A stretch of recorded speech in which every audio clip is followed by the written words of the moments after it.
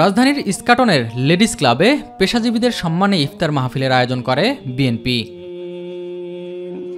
অনুষ্ঠানে প্রধান অতিথির বক্তব্যে দলটির ভারপ্রাপ্ত চেয়ারম্যান তারেক রহমান জানান, সংস্কার ও নির্বাচনকে মুখোমুখি করে ফেলা হয়েছে।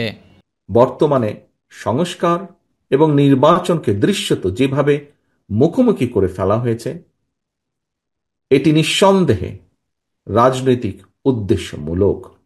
যারা সংস্কার শেষ করার পর জাতীয় নির্বাচন অনুষ্ঠানের কথা বলছেন, তাদেরকে উদ্দেশ্য করে বলতে চাই, যেটি শেষ হয়ে যায় সেটি সংস্কার নয়।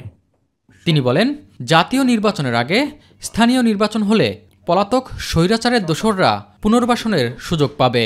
দেশের রাজনৈতিক অঙ্গনে গৌণ ইস্যুকে মুখ্য ইস্যু বানাতে গিয়ে নিজেদের অজান্তেই ফ্যাসিবাদী বিরোধী জাতীয় ঐক্যের মধ্যে সংশয় সন্দেহের জন্ম দেওয়া হয়েছে বা হচ্ছে।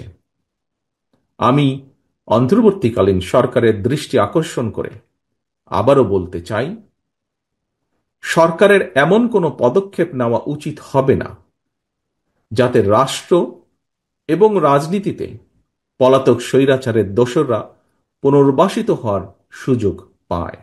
নাগরিকগণ ক্ষমতাশীল না হলে কোনো সংস্কারই টেকসই হবে না বলেও মন্তব্য করেন তারেক রহমান। নাগরিকগণ রাজনৈতিকভাবে ক্ষমতাশালী না হলে কোনো সংস্কারই কিন্তু টেকসই হবে না। এস এম আরিফ, মাই টিভি, ঢাকা।